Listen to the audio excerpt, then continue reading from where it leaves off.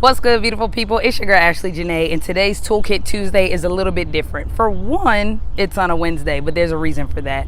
And number two, you see I'm outside and not in my office.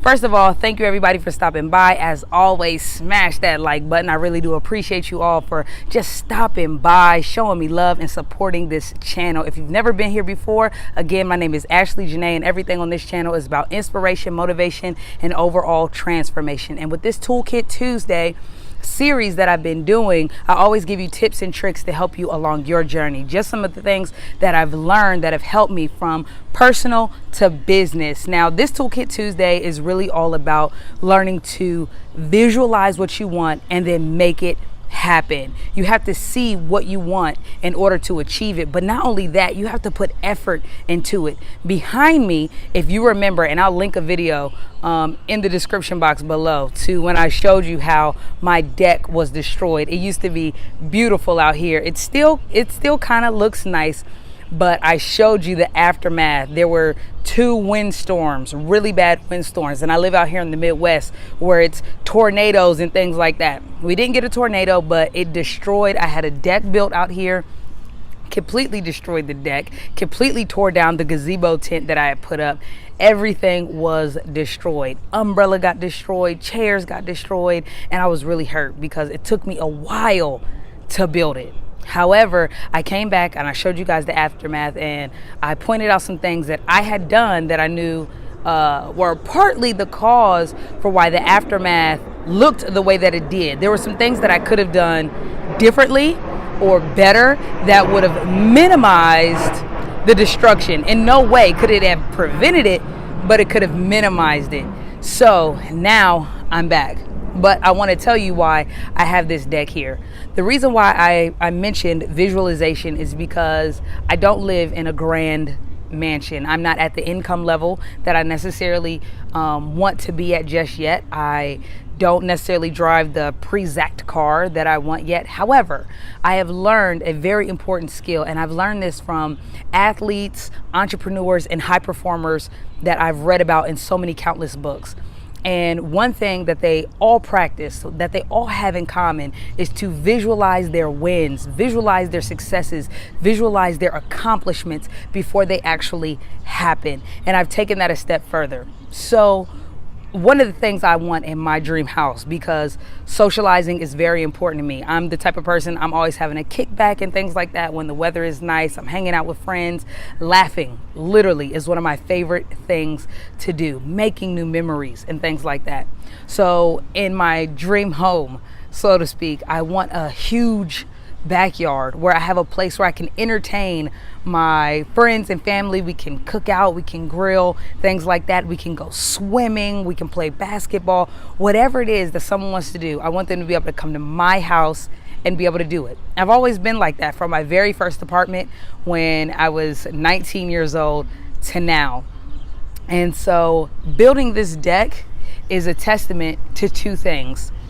One, you have to go after what you want in a tangible way, and that means putting in the labor, putting in the hours. And that's why I couldn't bring you this video yesterday, because I spent so much time gathering materials, prepping the space and things like that, that it just literally could not be done in one day. I was out here probably until 1 o'clock in the morning. It got dark around 9, so I was working with little lamps and lanterns, my citronella candles, working and prepping the space. I had everything laid out, but I didn't have time to put down the sealer, the stain, and things like that. I've also upgraded, because what I've learned is sometimes when your dreams fall, or sometimes when what you've been building falls, not necessarily your dream, but the creation of what you're working towards on the journey toward your dreams, it can be destroyed, completely torn down. And literally the entire thing was torn down except for the frame, except for the foundation, the structure that I built it on. So I'm gonna give you a quick sneak peek so you can see what it looks like now. I'm gonna move out just a little bit, and here we go. It doesn't look like much yet. I'm not done. And I have a few new things in store. You see, I still don't even have my brand new gazebo up yet. You see, I still don't have all of the paint and stuff done. I've literally stained it, got things in place. I don't even have my front strip like all across the bottom. This little step up right there, that needs boards on it too. I'm not done, but I'm building it. And I'm showing you this because you don't have to wait on getting to the place that you want to get to. You don't have to wait on a mile marker to say, I can have what I want. First of all, you need to be thinking about what you want every single day.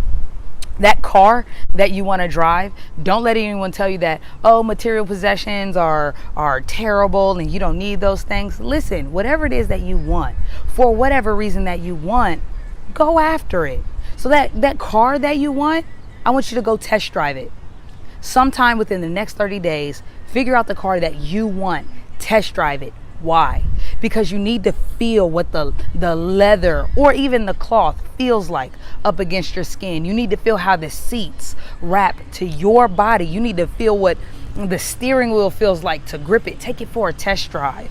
Smell the leather, smell that new car smell. Whatever it is that you want, you need to do that. If you want a $100,000 home, if you want a $2 million home, you need to go look at homes. Go to an open house and then just look around. Put your hands on the kitchen island or stare at the floors. Take in the smells. Put your hands on the rails that go up the stairs. Whatever it is that you want, you have to feel it. You have to visualize it. And then when you put something tangible in place like this, it makes your visualization that more effective and so much easier. It is very hard for someone to visualize what a vacation in Cancun or the Cayman Islands would be like if they've never even seen a picture of an island, if they've never been out of their area, their neighborhood, their state, or their country. It is very hard to explain to a person or visualize what it's like to be on a plane, to cruise on a ship, if they've never felt that motion before. So you have to make the things that you want tangible. Make them so tangible that it makes the visualization easy. Because once your mind can truly see it, it will go to work making it happen for you. We talk about subconscious programming all the time on this channel, and this is a huge part of it. Your mind cannot tell the difference between reality and make-believe. That's why you can get scared when you watch a movie. That's why you can laugh at a joke that's been scripted by someone else and you know it didn't really happen. Because your mind doesn't know the difference. Your subconscious is only taking in information, and it has one response: to comply. That's it. So if you tell your brain, this is ours, you put your hands on that steering wheel, you walk in that home, you say, this is mine. This is where I live. When I come home after work, this is where I sit. This is where I'll cook my meals. This is where I'll have a table for myself and my family. This is where we'll swim in the pool and have barbecues and things like that. You make it easy for your mind to go to work coming up with the ideas of how you can create and manifest the life of your dreams. That's all for this week. I really want you to practice that this week, no matter what your dreams are. Make sure you don't count yourself out. Don't just have this small little goal. These are not goals. These are dreams. So you have to dream big or else you're not dreaming. I heard a quote one day. It said, if your dreams don't scare you, then they're not big enough. And that stuck with me. It hit me so hard and I've never forgotten it. If your dreams don't scare you, then they're not big enough. And for a long time, I played small because I thought, it's okay to be modest. And if you're modest, you're a better person. Or if you don't want for a lot of things, then that makes you have a good heart and things like that. Money and items and things like that, they don't complete you. They don't make you. They don't in and of themselves create happiness. They are not the measure of a person. However, they are a resource to expand who you are. So if you're already doing good, if you're already giving and loving and living into your purpose, your money, your resources, your possessions will be an expansion of who you already are. So don't be afraid to dream big. Don't be afraid to go after what you want. But before you can get it, you have to see it. And until you reach it, build it. That's it for this week, family. I love you guys so much. Thank you so much for watching. I know this is the very first Wednesday's Toolkit Tuesday, but I'm pretty sure we'll be back on schedule next Tuesday. Smash that like button. Share this video with someone that you care about. Share this video with someone that you know needs to hear it. As always, thank you again so much for stopping by. Make sure you have on your post notifications, and I'll see you in the next video, family. Peace. Did you know I picked out a video just for you? Really, I did. I put it right here.